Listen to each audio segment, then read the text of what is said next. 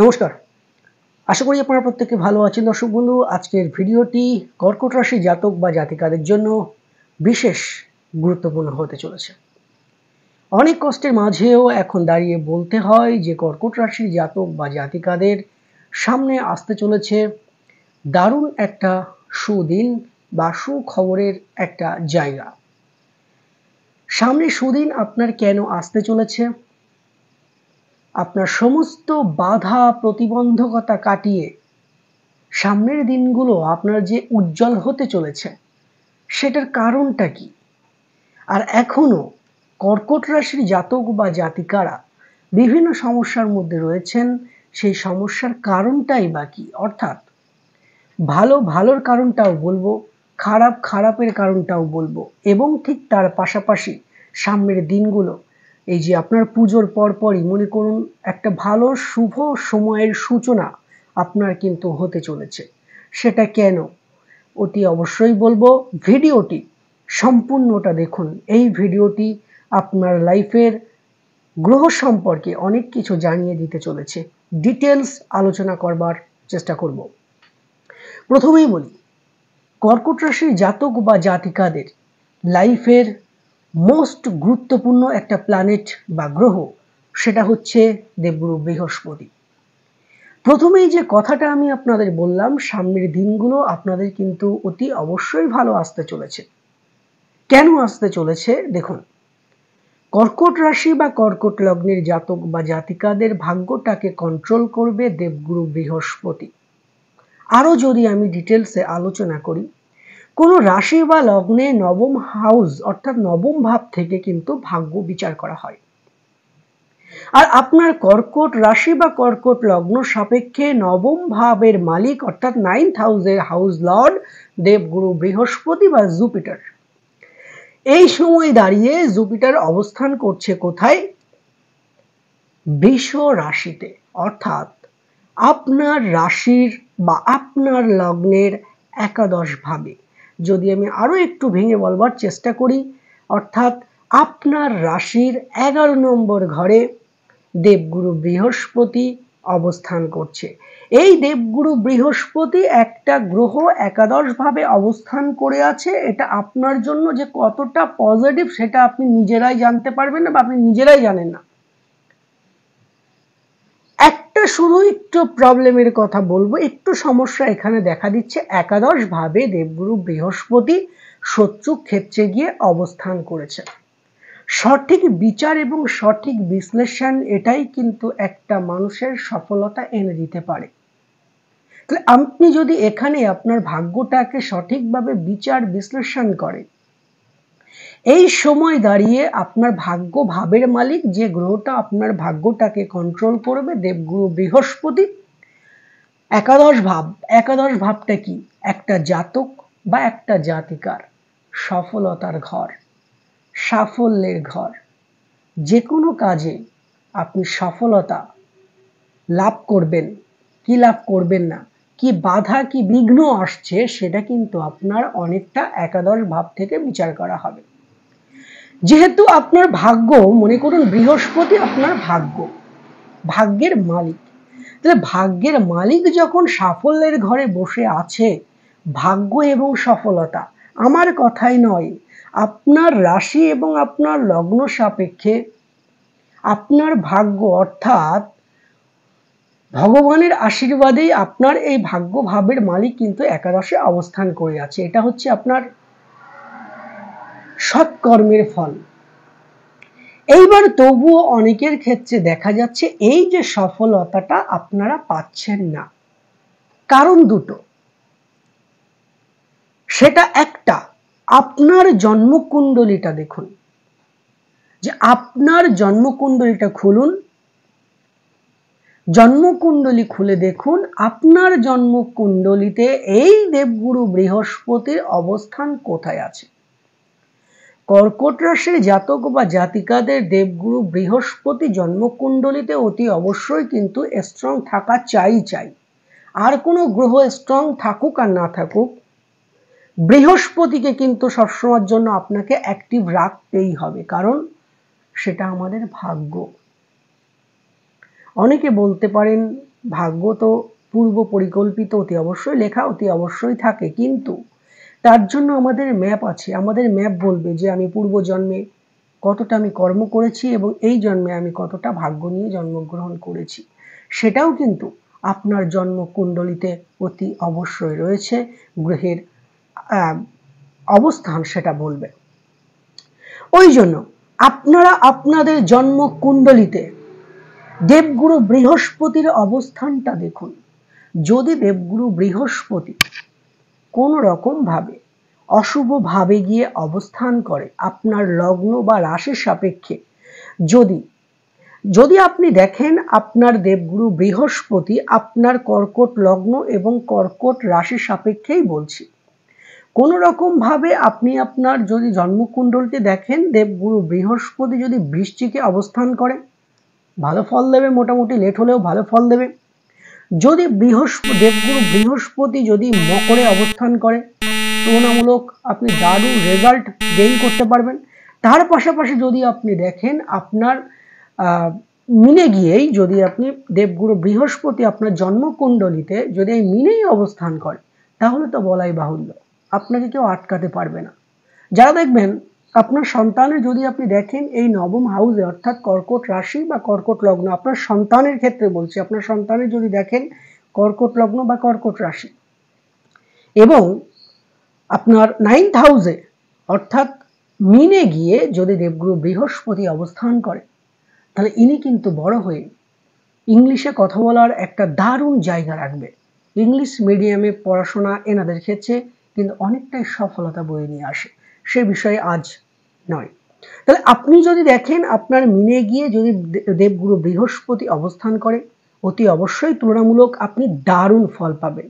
এর পাশাপাশি যদি আপনি দেখেন বৃষতে গিয়ে যদি দেবগুরু বৃহস্পতি অবস্থান করে, দেবগুরু বৃহস্পতি বৃষতে যার অধিপতি হচ্ছে শুক্র, যদিও দেবগুরু বৃহস্পতি বৃষ রাশিতে এই সময় অবস্থান করে আছে, বৃষ রাশি দেবগুরু বৃহস্পতির শত্রু ক্ষেত্র, তবুও দেবগুরু তো বৃহস্পতি, দেবগুরু দেবতাদের গুরু বৃহস্পতি, সে যতই শত্রু গৃহে গিয়ে অবস্থান করুক না কেন, আপনাকে যে কোনো প্রকারে আপনাকে কিন্তু সমস্যা থেকে 100-500% গ্যারেন্টি আপনাকে তুলে নিয়ে আসবেই আসবে।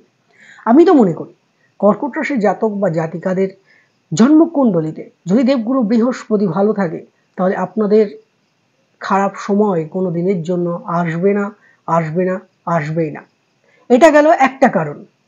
আর এই কোন রকম ভাবে দেবগুরু বৃহস্পতি আপনার জন্মকুণ্ডলিতে যদি দেখেন ধনুতে গিয়েও যদি দেবগুরু বৃহস্পতি অবস্থান করে, অনেকটাই অশুভ ফল দেবে। কারণ যদিও সেটা নিজ ক্ষেত্র হলেও ভাবগত দিকে কিছুটা কিন্তু অশুভ ঘরে গিয়ে অবস্থান করলো। যদি আপনি দেখেন দেবগুরু বৃহস্পতি আপনার ধনুতে অবস্থান করে, যদি আপনি দেখেন দেবগুরু বৃহস্পতি কুম্ভতে গিয়ে অবস্থান করে, যদি আপনি দেখেন দেবগুরু বৃহস্পতি মেষে গিয়ে অবস্থান করে, যদি আপনি দেখেন দেবগুরু বৃহস্পতি মিথুনে গিয়ে অবস্থান করে, এই যে আপনাকে বলা হলো যে কুম্ভের ঘরে, দেখুন কুম্ভের ঘরে দেবগুরু বৃহস্পতি কিন্তু সবসময়ের জন্য খারাপ ফল দেয় না, সময় সাপেক্ষ, অর্থাৎ যে সময় যেটা দেওয়া প্রয়োজন সেটা অতি অবশ্যই দেয়, কিন্তু 70% ভালো দেয়, 30% খারাপ দেয়। আমি এখন বিচার করছি খারাপ ভালো, ওই জন্য যেখানে যেখানে দেবগুরু বৃহস্পতি কিছুটা হলেও সমস্যার সৃষ্টি করবে সেখানের কথা বলা হলো। আর একটা কর্কটে গিয়ে অর্থাৎ আপনার রাশিতেই যদি আপনি দেখেন দেবগুরু বৃহস্পতি অবস্থান করে, দেবগুরু বৃহস্পতি কর্কটে কিন্তু উচ্চস্থ থাকে, মানে তুঙ্গস্থ থাকে, তাহলে যদি দেবগুরু বৃহস্পতি কর্কটে অবস্থান করে, এটা কিন্তু আপনার জন্য খুব পজিটিভ রেজাল্ট। একটুখানি মিস্টেক আমি করেছি, সেটা হচ্ছে মকরে গিয়ে দেবগুরু বৃহস্পতি কিন্তু নিচস্থ, অর্থাৎ কিছুটা সমস্যা কিন্তু সৃষ্টি করবে, সেটা একটু আপনারা দেখে নেবেন, আমি একটু মিস্টেক করে গেছি। তো এইটা গেল আপনার একটা কারণ, দেবগুরু বৃহস্পতির অবস্থান অনুযায়ী আপনার জন্মকুণ্ডলিতে খারাপ থাকার কারণের জন্য এই সময় দেবগুরু বৃহস্পতি ভালো হলেও আপনার জন্মকুণ্ডলিতে খারাপ থাকার কারণের জন্য এই ভালো সময়ের ফলটা আপনি পাচ্ছেন না, এটা একটা কারণ। দ্বিতীয়ত এই সময়ে আপনার আরেকটা কারণ থাকতে পারে যে ভালোটা আপনি কেন পাচ্ছেন না। এই গ্রহগুলো যদি ভালো থাকে, এই প্রতিকারগুলো যদি আপনার করা থাকে, চোখ বন্ধ করে থাকুন কর্কট রাশি এবং কর্কট লগ্নের জাতক বা জাতিকাদের। আপনার লাইফের শুভ সময়ের সূচনা 100-500% গ্যারেন্টি আসবেই আসবে। দ্বিতীয় যে কারণটা সেটা হচ্ছে আপনার এই সময়ে দাঁড়িয়ে, যেহেতু আমি এই সময়ের আলোচনা করছি, এই সময় আপনার ভালো সময় বা সামনে ভালো সময় আসতে চলেছে পুজোর পর থেকে। দেখুন, পুজোর পরে বা এই সময়ে আপনার মীন রাশিতে রাহু অবস্থান করছে। দেখুন, আপনার ভাগ্যের সাথে যখন রাহু চলে আসে তখন কিন্তু একটা সমস্যা অতি অবশ্যই যে কোনো জাতক বা জাতিকাদের দিয়ে থাকে। রাহু হলো বহুরূপী গ্রহ। বহুরূপী গ্রহটা আমরা কি করব? বহুরূপী মানে কি, এক একটা সময় এক একটা রূপ আমাদের দেখায়। কেমন রূপ দেখাবে কর্কট রাশির জাতক বা জাতিকাদের? এখন একটা সময়ের আর্নিং এর জায়গা, অর্থনৈতিকের জায়গা প্রচুর আছে। যখন আসছে দু হাত ভরে আসছে, এটা একটা রূপ। আর যখন নেই তখন কিন্তু টোটালি নেই, এটা আর একটা রূপ। অর্থাৎ এক সাইডে আপনাকে মারাত্মক আনন্দ দেবে, আর এক সাইডে ঠিক টেনশন এবং ডিপ্রেশন কিন্তু সম পরিমাণে দেবে এই রাহু।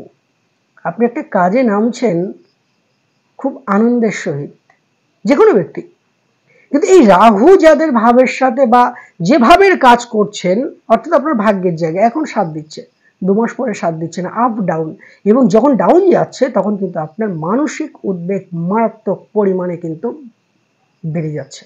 এই জায়গাটা কিন্তু রাহু করছে, অর্থাৎ বহুরূপী, এক এক সময় এক একটা রূপ।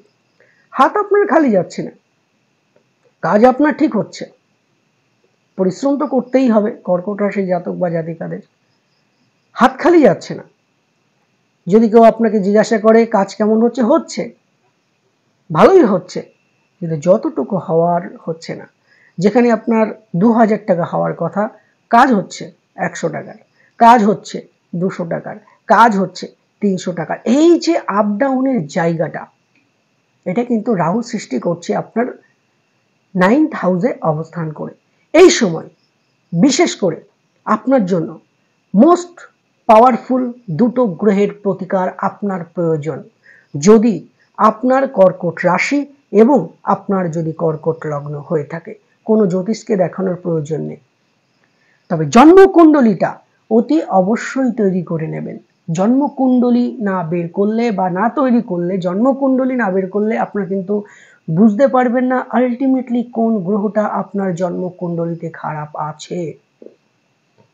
ওই জন্য এই সময় দাঁড়িয়ে বৃহস্পতি এবং রাহু, এই দুটো গ্রহের যারা প্রতিকার করবেন, অন লাইভে অন মিডিয়াতে রেমেডি আজ পর্যন্ত কেউ কিন্তু বলে না। দর্শক বন্ধু, আপনাদের স্বার্থে প্রতিটা ভিডিওর মধ্যে আমি বলে দেওয়ার চেষ্টা করি, কারণ আপনারা ভালো থাকুন, সুখে থাকুন এবং শান্তিতে থাকুন, এটা আমরা প্রত্যেককেই চাই। কর্কট রাশির জাতক বা জাতিকারা যেহেতু ভালো মনের মানুষ, এনাদের তুলনা করা অসম্ভব ব্যাপার। সারাটা জীবন লোকের মধ্যে নিজেকে বিলিয়ে দেয়, দিতে দিতে দিতে দিতে দিতে দিতে নিজে সর্বশান্ত হয়ে যায়। কে? এই কর্কট রাশি বা এই কর্কট লগ্নের জাতক বা জাতিকা। অনেক করেছেন, প্রতি ভিডিওতে বলি, এখন নিজের সাথে নিজে একটু সচেতন হন, নাহলে পরবর্তীকালে গিয়ে আপনারই কিন্তু মানসিক উদ্বেগের মধ্যে থেকে অতিবাহিত করতেই হবে। আপনার গ্রহের ট্রানজিট সেটা বলছে। যেহেতু কর্কট লগ্ন বা কর্কট রাশি, একটা কথা বলি, সমস্ত আর্নিং, সমস্ত টাকা পয়সা পরিবার বন্ধু বান্ধব বিলিয়ে দেবেন না, নিজের মধ্যে কিছু রাখার চেষ্টা করুন। অল্প অল্প করে আপনি জমানোর চেষ্টা করুন, তিলে তিলে করে আপনি জমানোর চেষ্টা করুন, না হলে কিন্তু একটা সময় আসবে, এখন আপনার গায়ে শক্তি আছে, এখন আপনার কাছে টাকা আছে, যারা একটা সময় আপনাকে দেখতে পেত না, পরিবারের লোক, বন্ধু বান্ধব, আত্মীয় স্বজন, এখন আপনার সবার প্রিয়, কারণ আপনার টাকা আছে। দর্শক বন্ধু, আপনি টাকা দেওয়া বন্ধ করে দিন। আমি সুশান্ত শাস্ত্রী অন মিডিয়াতে আপনাদের গ্যারেন্টি দিয়ে যাচ্ছি, 2 মাস আপনি যাদেরকে দেখছেন, যাদেরকে দিচ্ছেন, দেওয়া বন্ধ করে দিন। 2 মাস পরে তাদের আপনি কিন্তু সেই পুরনো ব্যবহারটাই আপনি দেখতে পাবেন। ওই জন্য এখনো সময় আছে, তিলে তিলে কিছু জমানোর চেষ্টা করুন নিজের জন্য। না সন্তান, না পরিবার, না বন্ধু, না হাজব্যান্ড, না ওয়াইফ, না মা বাবা। যদিও এটা বলা ঠিক না, তবুও বলবো মা বাবা, যেহেতু দেবগুরু বৃহস্পতি, মা বাবাকে আপনাকে শ্রদ্ধা অতি অবশ্যই করতে হবে। তবে যদি আপনি মা বাবাকে শ্রদ্ধা করেন, দেবগুরু বৃহস্পতি আপনার উপর কিন্তু অতি অবশ্যই কৃপা দৃষ্টি আপনার উপরে ফেলবেন। তারা আপনাকে যতই কিছু করুক না কেন, আপনি কিন্তু আপনার কর্মটা করে যেতে হবে। সে রাস্তা আমাদের দেখিয়ে গেছেন রামকৃষ্ণ পরমহংসদেব। কাজ করে যাও, ফলের আশা করার দরকার নেই। কি হবে সেটা পরবর্তী বিষয়, এখন তোমার কর্ম তুমি করে যাও।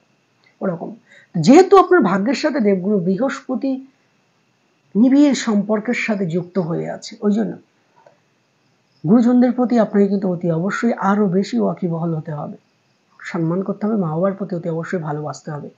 তো ওই তবুও বলবো নিজের জন্য কিছুটা বাঁচিয়ে অতি অবশ্যই রাখবেন, সেটা আপনাদের জন্য খুবই ভালো। এত কথা কেন বললাম?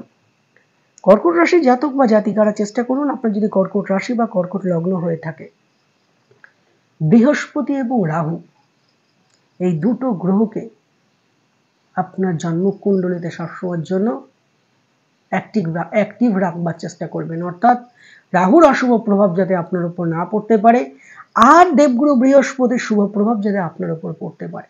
এই দুটো গ্রহ এই সময় যদি আপনার কাছে থেকে থাকে, আর আপনার যদি কর্কট লগ্ন এবং কর্কট রাশি হয়ে থাকে, আমি বলবো সমস্ত রাশিফল আপনার সাথে অতি অবশ্যই মিলবে।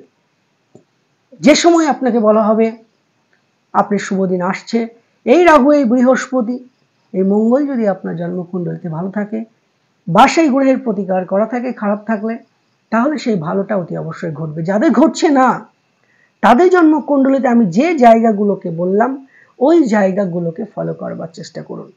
আমি বলে দিয়ে গেলাম, আপনারা দেখুন, সমস্যা আপনারা পেয়ে যাবেন, সমাধানটাও আপনারা পেয়ে যাবেন। তো প্রত্যেককে ভালো থাকুন। প্রতি মাসের গ্রহের আপডেট পেতে চ্যানেলটি আজই সাবস্ক্রাইব করতে পারেন। আর ভিডিওটি ভালো লাগলে অতি অবশ্যই কিন্তু একটা লাইক করবেন।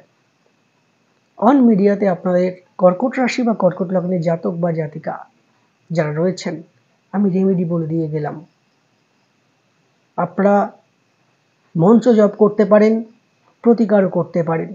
যদি প্রতিকার করতে পারেন, আপনার লাইফের সফলতাটা আপনি অতি অবশ্যই পাবেন, অবশ্যই পাবেন, অবশ্যই পাবেন। যাই হোক,